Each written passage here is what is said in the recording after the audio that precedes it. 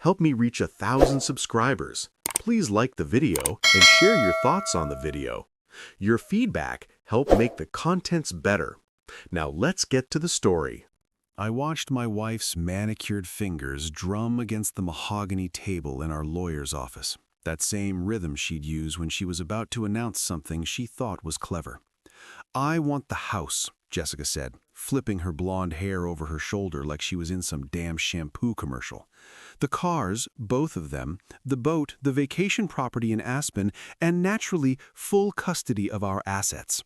She paused, looking at me with those cold blue eyes that once made my heart skip. "You can keep Emma, our daughter." She said it like Emma was a piece of furniture she didn't have room for anymore.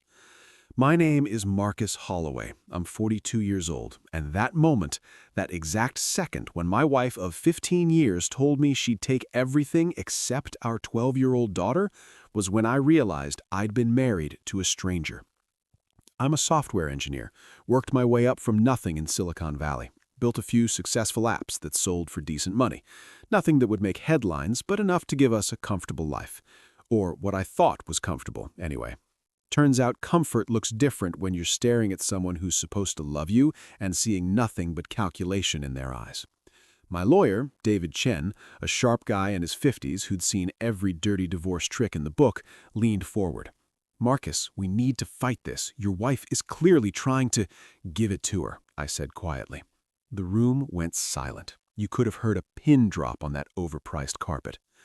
"Before we continue, I want to take a moment to thank you for being here. If this story resonates with you, please subscribe and ring that bell. And for our friends in the US and the Philippines, we'd love to hear your thoughts in the comments. Your voice truly matters to us, and it helps us grow and connect on a deeper level." Jessica's lawyer, some shark in a $1,000 suit named Bradley Worth, raised an eyebrow. Even he looked surprised, and I'm guessing, in his line of work, surprise was rare. Jessica herself just smiled, that triumphant little smirk that said she'd won, that she'd always known she would win because I was too soft, too nice, too stupid to see what was happening. "Marcus," David started. "All of it," I continued, keeping my voice steady. "The house, the cars, the boat, Aspen, the investment accounts, the stocks, everything. Just let me have Emma and we're done here." David grabbed my arm, pulling me aside. "Are you out of your mind? That's over $3 million in assets. Your retirement, your—" "I know what it is, David. Just do it." Everyone in that room thought I'd lost it.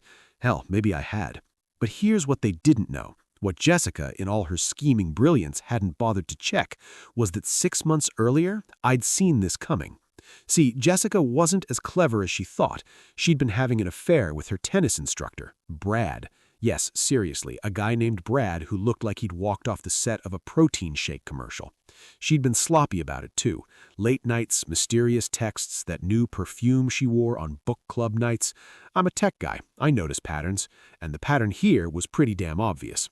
So I did what any self-respecting engineer would do. I prepared. I hired a private investigator, documented everything, and then I got creative. Remember those apps I sold? Turns out I'd held on to some assets, some intellectual property that I'd carefully separated into offshore accounts and shell companies long before the marriage started crumbling. Legal? Absolutely. Smart? You're damn right. The house Jessica wanted so badly, beautiful 4-bedroom colonial in Palo Alto, worth about $2 million. What she didn't know was that I'd taken out a second mortgage 6 months ago, a big one, and funneled that money into investments under my mother's name. The property was now underwater, owing more than it was worth. The bank was 3 months away from foreclosure proceedings. The cars, a Tesla and a BMW, both leased under the company that I'd already dissolved. The payments would come due, and guess whose name was going to be on those contracts after the divorce? The boat, that beautiful 40-foot yacht Jessica loved posting Instagram pictures on, needed about $60,000 in engine repairs that the marine surveyor had somehow failed to mention during our last inspection. Funny how that happens when you pay people to overlook things.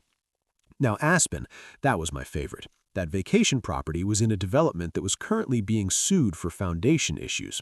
Every single unit in that complex was looking at special assessments that could run into hundreds of thousands of dollars. I'd gotten the inside scoop from a buddy who worked in real estate law there. The news just hadn't gone public yet. But the real kicker, the absolute chef's kiss of this whole thing, was the investment accounts. Jessica saw those statements with big numbers and dollar signs flashed in her eyes like a slot machine jackpot. What she didn't see was that I'd invested heavily in a startup company 3 months ago, a company that on paper looked incredibly promising. The company was real, the product was real, but what Jessica didn't know was that I'd structured the investment as a high-risk venture, with a clause that if the company didn't meet certain benchmarks in 6 months, the investment would be called, and the investor, that would be her now, would be liable for additional capital calls. That company was about to fail, spectacularly, and I knew it would because I designed it that way. It was my company, under a different name, with partners who understood exactly what we were doing. Completely legal, completely devastating. The final hearing came 2 months later. Jessica showed up in a new dress, probably bought with our money, Brad waiting outside in his ridiculous sports car. She signed every paper with flourish, practically glowing. I signed too, my hand steady.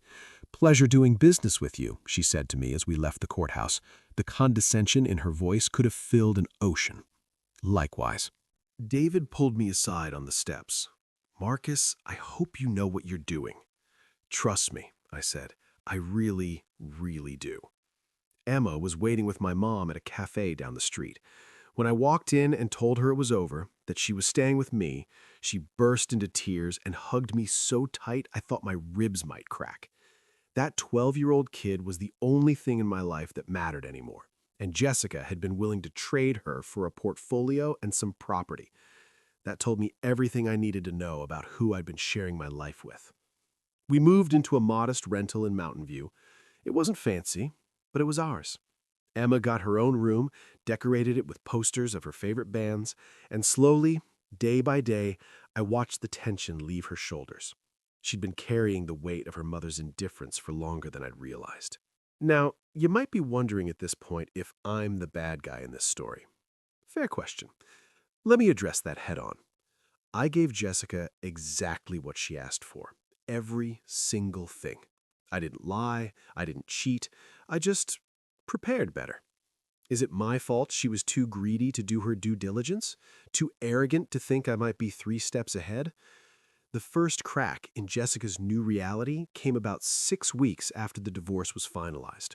David called me, and I could hear the mix of horror and admiration in his voice. "Marcus, Jessica's lawyer just contacted me. The bank is foreclosing on the house. She's claiming you hid information about the mortgage." "Did I?" I asked innocently. "That second mortgage is documented in all the financial disclosures. Page 47, subsection C, paragraph 3. I believe her lawyer signed off on reviewing all documents." "You magnificent bastard," David whispered. I prefer the term thorough. The calls from Bradley Worth, Jessica's shark lawyer, started coming fast after that. The car leases, the boat repairs, the Aspen assessments, it all started hitting at once like a perfectly orchestrated symphony of financial disaster. Each time, I had documentation. Each time, it was all legal, all disclosed, all above board. Jessica had just been too eager, too confident, too blinded by the idea of taking everything from me to actually read what she was signing.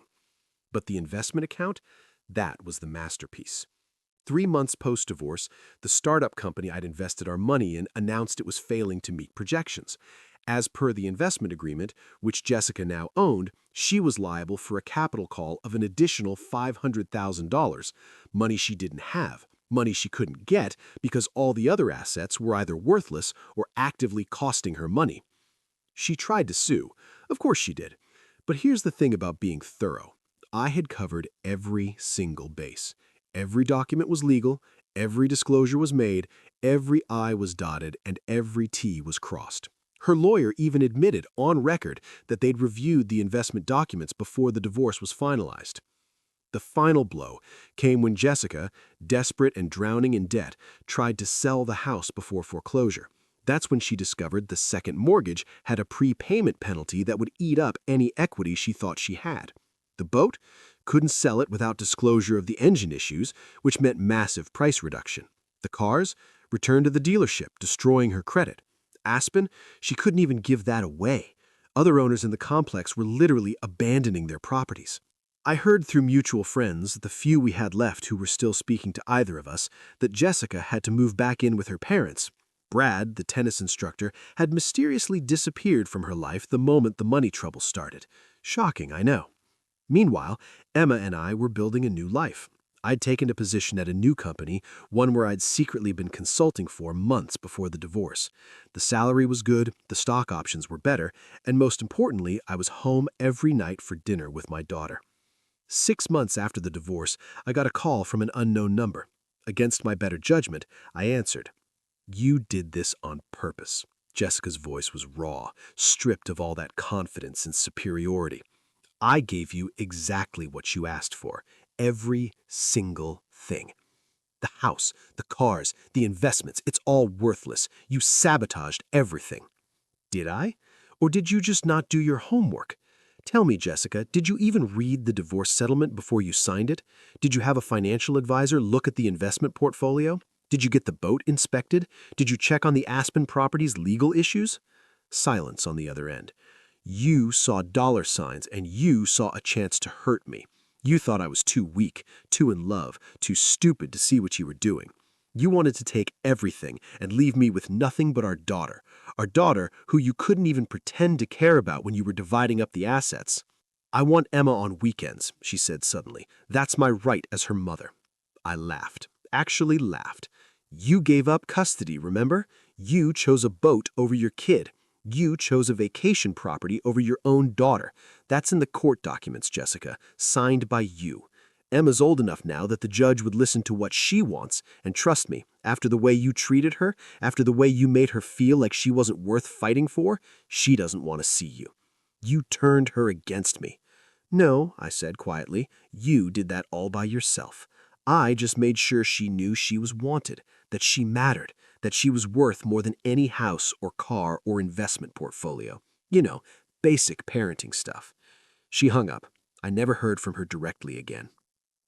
The investment company officially folded a month later. The capital call stood. Jessica declared bankruptcy 2 months after that. I heard she got a job at a retail store, sharing an apartment with 2 roommates trying to rebuild her credit. Brad, last I checked, was teaching tennis to rich housewives in San Diego. Some things never change. As for me, that consulting position I'd taken, the company went public 6 months later. Those stock options I'd been granted, they vested at exactly the right time. I sold them for just over $4 million, more than everything Jessica had taken from me in the divorce. Emma and I bought a nice house. Nothing crazy, but comfortable, in a good school district. She made friends, joined the robotics club, started smiling more.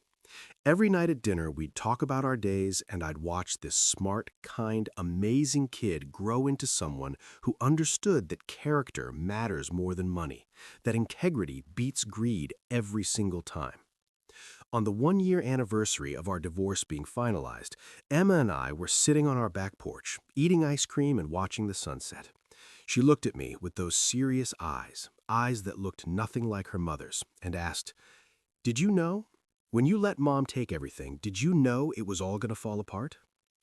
I thought about lying, about letting her believe it was all just lucky timing, but Emma deserved better than that. She deserved the truth. "Yeah," I said. I knew. "Good," she said, taking another bite of ice cream. "She deserved it." "Emma?" "Dad, she told me I was worth less than a boat, less than a house. She looked at me and chose stuff over me. You chose me. You always chose me. So yeah, I'm glad you were smart enough to see what she was doing." I pulled her into a hug. This kid who was wise beyond her years, who'd been hurt by someone who should have protected her, and who somehow still had the capacity to trust, to love, to move forward. "You know what the best part is?" I said. "What?" "Is that she thought she was taking everything. She thought she won, but she left behind the only thing that actually mattered." Emma smiled, a real smile, the kind that reached her eyes. "Yeah, she did." 2 years later, I got a letter from Jessica's lawyer. She wanted to negotiate a settlement, wanted me to forgive part of the investment debt, claimed hardship and unfair dealing. I read it twice, handed it to David, and said 6 words. "See you in court, counselor." We never went to court. She dropped it, probably realizing that she had no case, no leverage, and no sympathy from anyone who knew the real story. The thing about revenge is that it's supposed to feel sweet, right? That's what they say. But sitting here now, 3 years after that day in the lawyer's office when Jessica thought she'd won everything, I don't feel sweet victory. I feel peace. I look at Emma, now 15, thriving in school, happy, healthy, surrounded by friends who actually care about her. I look at the life we've built together, modest but real, filled with actual love instead of the pretense of it. And I realize that I didn't just win because Jessica lost everything. I won because I kept everything that mattered. She wanted the house, it's gone. The cars, returned. The boat, sold for scrap. The investments, worthless. But every single night, I have dinner with my daughter. Every single weekend, we're building memories that actually matter. Every single day, I get to be the parent Jessica never bothered to be. That's the real revenge. Not that she's broke, not that she's struggling, not that she lost it all. The real revenge is that she gave up something priceless for things that had no value, and by the time she realized it, it was too late to get it back. I gave Jessica exactly what she wanted, and in doing so, I gave her exactly what she deserved. My lawyer once asked me if I'd do it all again knowing how it would play out. I didn't even hesitate. Every single time, I told him, because every single time I'd choose Emma, and every single time Jessica would choose wrong. That's not just winning. That's not just revenge. That's justice. And unlike Jessica's investment portfolio, that's something with real, lasting value. The moral of this story? Be careful what you wish for, because sometimes you might get exactly what you asked for and discover too late that you left behind everything that actually mattered. Jessica wanted it all, and in the end, she got exactly that. All the worthless things, all the empty victories, all the hollow prizes that look good on paper but mean nothing in real life. Meanwhile, I got Emma, and that's worth more than any house, any car, any boat, or any amount of money Jessica could have taken. I'd say I won, but really, there was never any competition. The moment Jessica chose property over our daughter, the moment she thought assets were more valuable than family, she'd already lost everything that mattered. And me? I'm sitting on my back porch, watching my daughter laugh with her friends, building a life that's real and meaningful and full of actual love. That's not revenge. That's something better. That's victory. If Marcus's story taught you anything today, drop a comment below and let us know where you're watching from. Whether you're tuning in from New York, somewhere across the US, the Philippines, Canada, or anywhere else in the world. We love seeing our community grow, and knowing where you're from helps us understand that stories like this resonate everywhere, no matter the time zone or distance. Hit that like button if you believe Marcus made the right choice, and subscribe so you never miss another story about justice being served. Sometimes the best revenge isn't about destroying someone, it's about protecting what truly matters and letting karma handle the rest. Drop your location in the comments right now. Let's see how far this story has reached today.